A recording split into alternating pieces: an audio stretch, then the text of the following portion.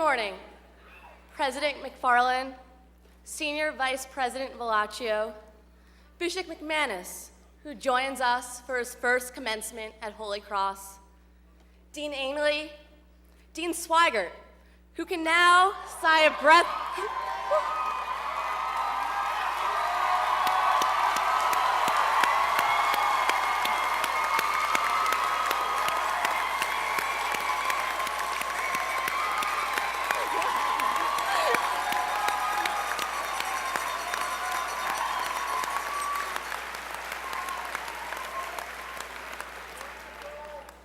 Dean Swigert, who can now sigh a breath of relief knowing that all of us woke up.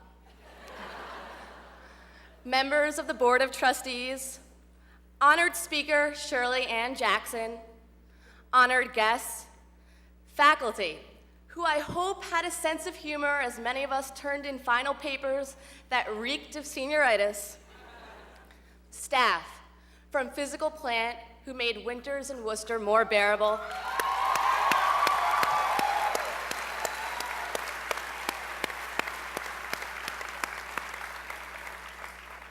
to the Kimball workers, who we will greatly miss when eating ragu and toast in our future apartments. Alumni, who will hopefully offer jobs. Of course, only those that begin at noon and provide the same 4-week winter vacation, so that many of us can pay off our priceless education. Friends and relatives, who are currently making bets about who will fall asleep first during my remarks.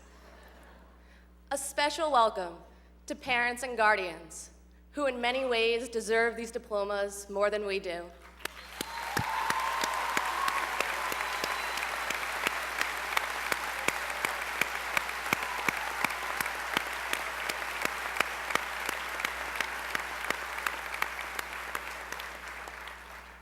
And my fellow peers, in the groundbreaking class of 2004.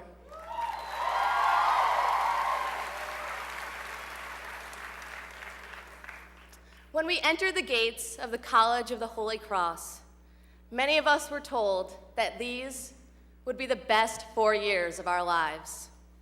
Today, there's an understandable sadness as we wonder to ourselves whether this moment is as good as it gets. On the one hand, weekly sing-alongs at Irish Times and late nights with Caro Street residents, especially my roommates at 37 Caro, probably won't correspond well with our 8 a.m. work schedules. We will be leaving the gates and received by a world that does not understand the humor in our 100 days lists, nor classifies celebrating St. Patrick's Day as an excused absence. Next year, we will no longer be known as the hockey players who impressed the nation, the student activists who organized the AIDS benefit dinner, the Appalachia leaders who eagerly sacrificed spring break tans for 8 days without showers, or the best friends who convinced hallmates that Holy Cross could become home. Next year, as we walk through the streets of Los Angeles, Thailand, Anchorage, Boston, or the Rio Grande Valley, we will be left to introduce ourselves to a world that is unfamiliar with the beauty, activism, and hope that characterized our past 4 years. And yet, as we sit here today in the face of uncertainty, we also embrace the challenge of the upcoming years to continue struggles, fuel visions, and believe in possibilities that were first imagined at Holy Cross. When Reverend Jesse Jackson spoke to our community, he challenged us to channel this uncertainty into a love that transcends our culture. Today, we are certainly surrounded by local, national, and world communities that are much in need of a love that recognizes and supports others' struggles for self-actualization. And today, we must awaken to the ramifications of a society that continues to determine individuals' dignity based upon their gender, race, class, sexuality, and religion.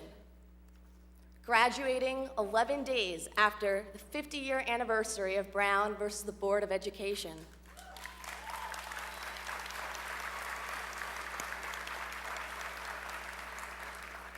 We must question whether we are living proof of the promise of educational opportunity or whether we are the exception in a nation that continues to racially and economically segregate students into lives with costly disparities.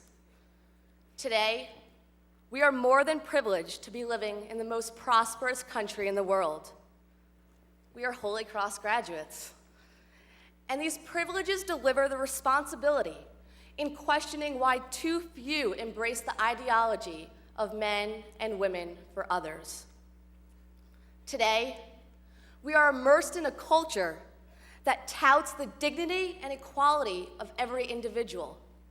And yet, our society does not guarantee civil unions and marriage rights to all partners, fails to provide access to health care for all citizens, and remains largely silent about the insidiousness of sexism, racism, homophobia, and intolerance.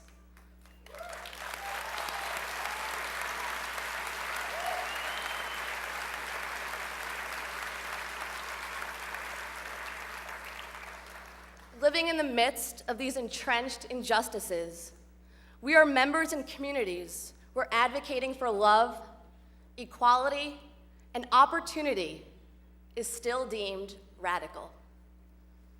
And yet, as we gather here today, I'm inspired by fellow graduates who've envisioned a Holy Cross and a future that transcends the prejudices within our culture.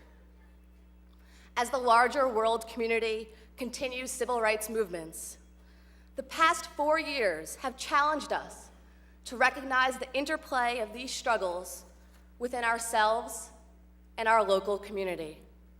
Regardless of how naive or enlightened we may have been before entering the gates of Mount St. James, experiences such as FYP, Jamaica immersion programs, semesters in Washington, D.C., retreats, and unlikely friendships formed freshman year challenged our identities and understandings of truth.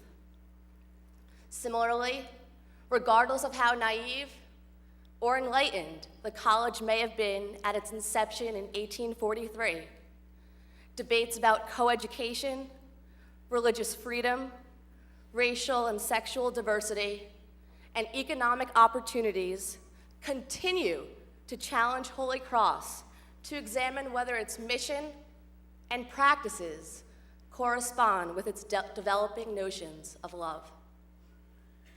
Throughout the course of our past 4 years and the college's century and a half, we have learned that the struggle to defend truths, even those that contradict beliefs that we may have once touted, lies central to our growth as individuals and as a college community.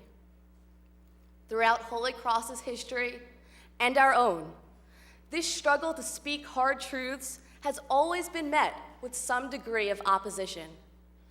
And yet, individuals and the community have embraced the challenge, understanding that redefining our world and subsequently redefining ourselves demands the courage to speak. From the vagina monologues, to uncensored newspaper columns, to anti-violence demonstrations, women and men warriors have challenged Holy Cross to engage in dialogue, bond in solidarity, and reclaim voices that have previously been silenced. While it is impossible to capture our 4 years of self-examination, hopeful visions, and social justice campaigns, I hope the following illustration testifies to both the strength and delivered promise of our class. Following a performance during this year's Allies and Abigail's Gay Straight Alliance Week, one of the seniors explained to me that this was the first year in the course of the group's histories that no student ran out screaming or responding through hate speech after the events. While it took a moment to register the significance of this feat, I gradually exclaimed, "That's awesome." Quickly, he corrected me. "The world is getting awesome." Although some may not easily connect this illustration with progress, this year's Rainbow Alliance Week served as a living testament to the continued struggles of all students on campus. Building strength in the face of adversity, members of Holy Cross have defended their identities within and outside of the gates. Whether through SPUD programs, student government campaigns, Men Encouraging Nonviolence, Allies initiatives, or Joe Riley's mentoring, students have challenged Holy Cross to redefine its tradition as one that embraces diversity, identity, and humanity. This struggle did not begin with the class of 2004, nor will it successfully conclude with the turning of our tassels. Nonetheless, we leave here today having witnessed snapshots of progress that testify to the reality that, yes, the world is getting awesome. As this season closes in our Holy Cross chapter, I hope all of us recognizes that today is not as good as it gets. Rather, today testifies to the continuing challenge as we as individuals and as a community strive to live up to our liberal arts mission, a mission rooted in inquiry, questioning, and evolving. As we reflect upon our identity as crusaders, we recognize that Holy Cross's history and our own have been defined by the struggle to balance who we are with who we could be. Embarking toward an uncertain future, I am more than hopeful that all of us will continue to embrace our developing notions of truth, identity, and humanity, and in the process, embrace Ralph Waldo Emerson's challenge: to speak what you think now in hard words, and tomorrow, speak what tomorrow thinks in hard words again, though it may contradict everything you said today. So you shall be sure to be misunderstood. Is it so bad to be misunderstood?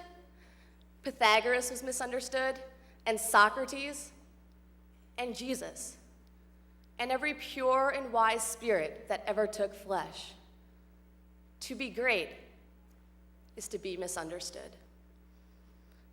It is this courage to speak hard truths and defend notions of love in the midst of a culture that may not always understand that will define our future course as teachers, lawyers, doctors, parents, activists, and visionaries. As we sit here today, let us be assured that the season has approached for the class of 2004. Let us be assured that the season has approached for the College of the Holy Cross. We have the potential to be the front runners in a world that is crying for moral leadership. The call is there. The question is whether we will continue to answer. The question is whether we will continue to speak. Congratulations, class of 2004. If the future in any way resembles our past 4 years, I have nothing but faith and confidence in our ability to foster a love that transcends our culture.